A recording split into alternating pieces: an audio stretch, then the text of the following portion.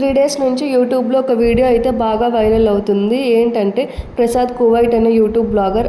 అతని వైఫ్ ఇద్దరు కువైట్లో వర్క్ చేస్తుంటారు. అతనేమో కార్ డ్రైవర్ గాను, వాళ్ళ వైఫ్ ఏమో కువైట్ ఇంట్లో పనిచేస్తుంటుంది.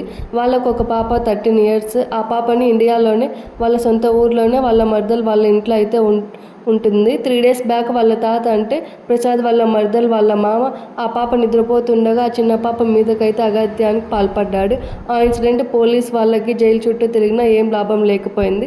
తన బిడ్డకైతే న్యాయం జరగలేదు అనేసి అయితే పోలీస్ వాళ్ళకి డబ్బిచ్చి మరీ బయటకు వచ్చారు. ఇంకా అందుకు తను నా బిడ్డకి న్యాయం జరగలేదు, ఇలా అయితే కన్న తండ్రిగా నేను బతికి కూడా వేస్ట్ అనేసి అతను కువైట్ నుంచి వచ్చి అఘాయిత్యానికి పాల్పడిన అతన్ని చంపేసి కువైట్ వెళ్ళాక జరిగిన విషయం అంతా వీడియో చేసి యూట్యూబ్లో పెట్టాడు. తనే చంపేశానని లొంగిపోయాడు. ఇతను చేసింది కరెక్టా లేక తప్ప? నాకైతే కరెక్ట్ అనిపించింది.